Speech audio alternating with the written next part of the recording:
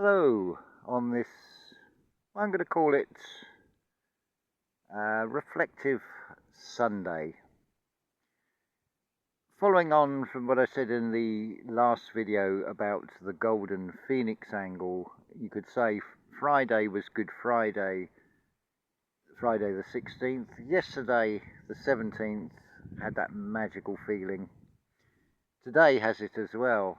So I wonder what this sort of Easter Monday will bring.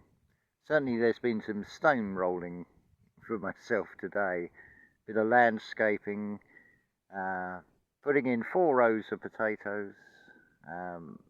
It got so warm yesterday I thought leave it till it's cooler, leave the potatoes out in the bag as a reminder to self to get it done when it's cooler.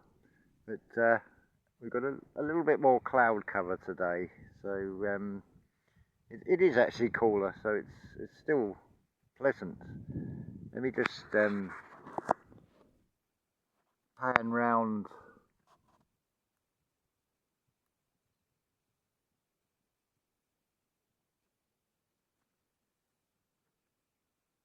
There's a pattern. What we call flowers, be it the dandelions, which just radiate out, they're like little suns, or the violets and purples and things. There's not so many thistles on this particular spot. There was also poppies as well. But what you've got as a sort of general term is blooms, but given by nature individual expressions. Are we any different? Really? That's what we are. We are individual expressions. Something I've talked about before on video is looking at the way this system works. It sets up a win-win. So that is what I'd like to discuss with you. Give you 2 very different polarities that set up a win-win, so it doesn't matter which way you approach from. So the one that I would generally talk about on this channel would be the esoteric, the inside job and such like. But from its opposite polarity, we could call it the atheist viewpoint. It's funny how atheist and ether are very similar in their construction and their sound. Oh, now the sun's come out. But regardless of whether you class yourself as an atheist or you have this feeling that we are an eternal spirit just having an experience here, one thing is certain. There is no doubt of it whatsoever. There is going to come to a point where, as a physical experience, this all comes to an end. So would you agree that, say if you have the atheist viewpoint that you live for so long, you die, that's it. Certainly as I've got older, what would seem like a long time as a child, like an hour or 2 hours, can seem to just vaporize, and it's like, where did the time go? And then contemplating, well, maybe I've only got 10 years left, hypothetically, maybe less, maybe more. What's your plan? Many are encouraged to have pension plans and plan for the future. But exactly how can you plan for something when you don't know when it's going to come about? So how big a pension would you need? How many years do you know that you're going to live? Surely it's better to come from the position of where we're at We're going to get onto this with the etymology of that in a little while. But as years increase, as we get closer to passing through that doorway, which seems to be just a one-way door as a physical expression, or it's the end if you're coming from the atheist perspective. That therefore means between now and whenever that day comes, that you have a finite amount of time. So whether you're coming from a very spiritual perspective or an atheist perspective, would it not seem rational, sensible, and entirely reasonable to hold great value to every moment we have and create contentment and enjoyment of the experience? Now, the key is in both of those words, contentment and enjoyment. You could say it's a fundamental. Again, you've got this word meant, implying the mind. So rather than saving for a pension that you may not ever get to use, what we would call an untimely departure, it would seem a very futile thing to do. I'm not saying you shouldn't make some sort of provision, because it is about taking active steps. But it's about creating that win-win. The win being the contentment, the win being the enjoyment. So the real pension plan, the pension plan, you could say, I would have thought would be to create a reality and an experience that is going to bring about as much enjoyment and as much contentment that you can for yourself. That doesn't mean a life of the extremes of it's Saturday night, let's go out and party. More the simple appreciation, like now, what I'm seeing, which I've shown you a little while ago, especially with the sun coming out, you get this vibrant glow from these yellows of these daisies. Today has been particularly beautiful with this bird song. It's like, who needs a radio? I can just listen to this. So they're in particularly fine tune today. So a fundamental. So what you're funding is that state of being that the mind can fully comprehend. Part of this also comes down to knowing oneself. Recently I was invited to relocate, but because of the logistics of it, it would mean having to leave the cats. So I did a lot of soul searching on this one. Yes, the opportunity could have been spectacular, but I know myself well enough that it would come with carrying extra baggage. That being, I would always have that regret of leaving the cats. As things stand, I will be leaving them with total strangers.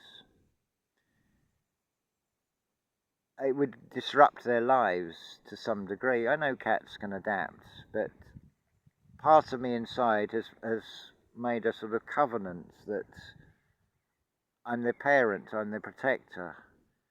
So I can't, it would give me a feeling that I've abandoned them, and I can't do that, because I would be carrying a negative feeling that I would not want to have. And it is about being open and honest and transparent with oneself, and knowing that if that's you know that you're going to feel that. Do you want to really feel that? This is what comes down to, it's all an inside job. It's asking yourself those key questions. It is a fundamental. You're funding yourself by being totally honest with yourself, by facing your shadow side, of knowing that how you would feel, how that would actually give power to your shadow side as well, by carrying regret, because it will come with doubt and fear and everything else all attached to it as well. Those sort of attachments we can let go of. But the answer is always yes and no to everything, because it is a big theme about letting go. But consider also that we are on that midpoint between the physical experience and the spiritual. So I like the quote by, I think he was a pioneer of the Art Deco movement, William Morris, who said, "Keep what is beautiful and practical in your life." So certain garden tools and things are practical, so they are kept. I have very few books, but which are really just reference books. There's one or two other things I keep because they're beautiful to me. So they are inspiring. So there's often people, oh, I can't let go of that for sentimental reasons. Well, as long as those sentimental sent to the mind all, as long as those are not coming with a negativity and sadness, if they are reminders to you of positive things, then what is the problem with that? But of course it's about balance. It's not about hoarding and keeping everything and anything. It's finding the balance, especially if at some point in your life you feel you're going to relocate, because you've got to carry all that stuff with you, and that could either be expensive, or the practicalities of it all as well as something else to consider. One thing I forgot to mention, I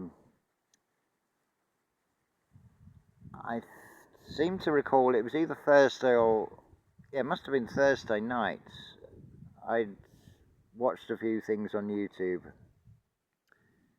and it was, well, I need to top the battery up. I'm tired. There's no point starting to get in to watch anything that's going to be too long. Might as well go to bed. So I put the radio on, and perfect timing, on came Schubert's Ninth Symphony in C major, which is known as the Great. And I thought, well, there's another perfect example of the universe is talking to you through the radio. You've got a ninth, which is 9 is associated with completion. It's in C major, the natural key. So C, naturally, the great. C, the wonder in everything. To give you a sort of personal testimony, there is a part of me that could say I would have loved to have been a concert pianist, and I would not have been happy unless I was to the level where I could just hear a piece of music once and be able to play it on the piano and improvise on it, to the sort of level of someone like Mozart or Franz Liszt. But if I'm really honest with myself, would I want the lifestyle that would go with having that talent? Far better that instead of seeing it as a lack, see it as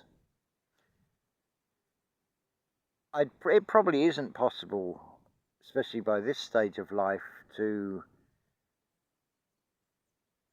play a piano to that level, because it would come with signing contracts and most likely leading a lifestyle where I will be going from one hotel room to another hotel room, putting on a concert, going out on stage, playing a recital, and then doing all the same thing the following day and the day after that. Would I really enjoy that? Would that talent serve me?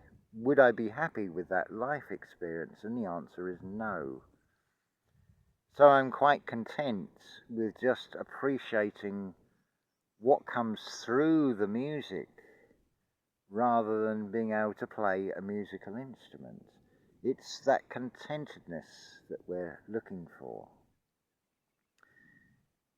So whether you're coming from the atheist perspective of when you die, that's it, wouldn't it be better to find that contentment? And it does only come from being totally honest with oneself and the realization that the real thoughts are coming from the heart and the intuition from the gut.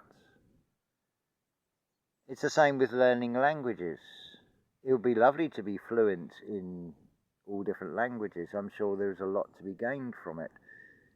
But I have this languish in angel leash, this English language. Is a reason why that is pushed so much around the world as to be the universal language, because it is an effective spellcaster, but it is also a hugely rewarding tool when you look at characters, the construction of those characters.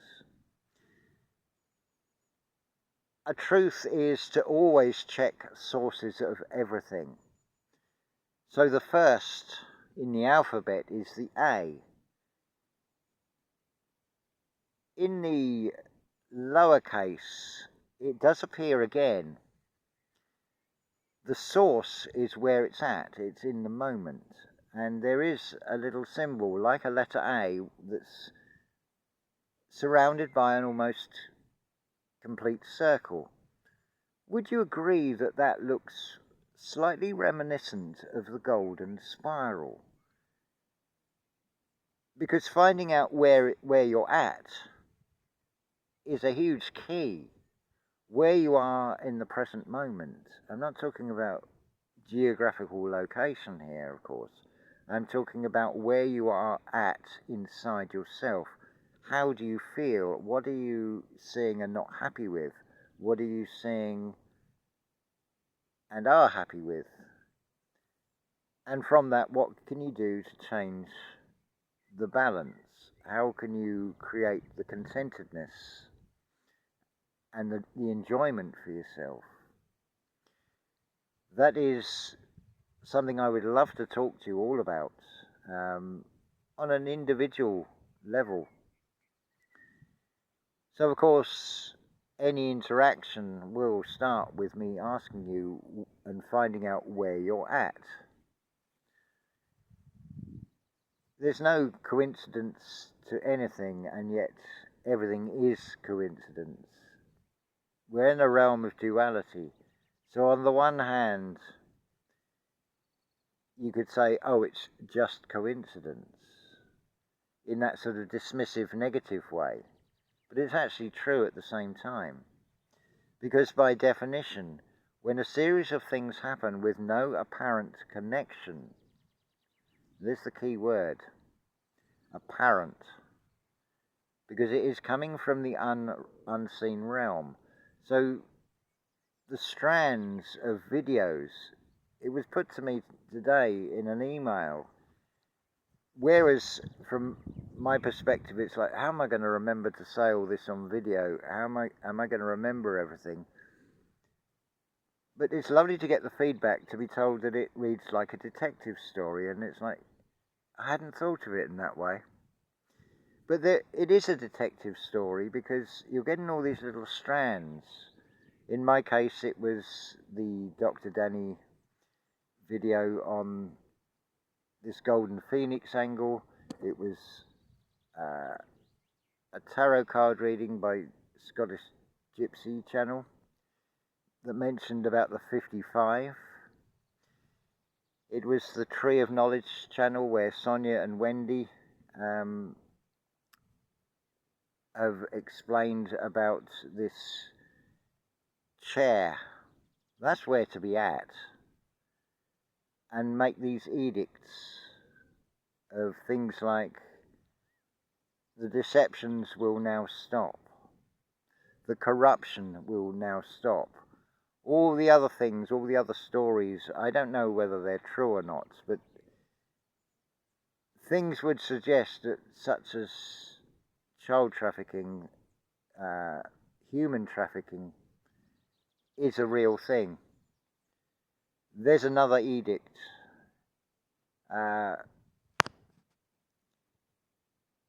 Fighting against nature. Doing things that are not beneficial to nature. These all need to stop. Consider this. If you're not in balance, there are stories of those that would profess to be Christian who would think nothing in history, from the story we're told, of either partaking in or witnessing someone being tied upside down and being sawn in half alive, or being crushed under stones on their chest, making an impression upon them, setting fire to people while they're alive, drowning them, all these sort of things, ghastly things. I don't want to dwell any further on this. But these were done by people who would say they were Christian, often on others who had a slightly different view of Christianity. It wouldn't take a lot for that to rear its ugly head again. So there's another edict that must not happen. We're joined by little Sheriff, who's probably come back because he's hungry, but I think Damiana gets jealous of him and keeps chasing him off. He's become more feral again. He's not so easy to stroke anymore, but cat politics. But when he comes back, he will get fed. So that is perhaps a timely reminder that I've said enough on this video. But consider all these things. As far as I can see, religion is the one biggest psyop ever, probably in terms of fatalities that has ever been inflicted on the human family. That also must stop, this deception. But those that will cling to that, I am pretty certain they will have a revelation, but probably not one I would recommend to anybody. So I invite you to get in contact, and for individual one-to-one consultation, let's find out where you're at,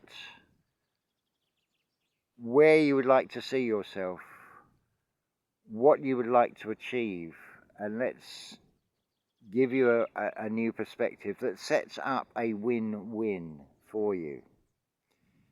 Because in turn, that will raise the vibration of this reality. Okay, anybody that is atheist will probably not agree with that. But just take from this what resonates with you. But I ask you, whatever your view of this life experience in this physical reality, would it not be best to have one that is filled with contentment and enjoyment? I feel, and I know the answer to that one. I don't think we need to do a I'm trying to think of the word, a poll and see who votes for what. I'd be very surprised if someone said no. But expect the unexpected. But I really do hope you're enjoying and feeling the radiance of this weekend of this golden phoenix angle, and may it unfold for you and reveal some real magic. I don't care what you consider as magic, but just the experience. So just looking and being in nature, you can say this is just magical. And blue skies as well. We have a little bit of cloud today, but that's no bad thing. Like now, it's like the weather is, nature is being choreographed. Control of the weather is another big topic, and I assert that we have equal ability to influence the weather, and I feel that it is the collective feeling that is generated from stories that actually does create the weather. We see the outcome of that collective energy in the weather. So right now, or at least here, it's one of contrast, but it is one of wonder, and it is one I have great appreciation for. See, there's a reference to the great, as in Schubert's Ninth Symphony. So I hope that has inspired and uplifted you and given you something to really consider. Weigh things up inside yourself. Find the balance inside yourself. Find out where you really are at in the moment. And then consider where you would like to be, what you would like to achieve whilst you are in this physical experience. So it's one of the things I'm here for, is to help you find that for yourself. So as always, I'm going to say unconditional love to you all.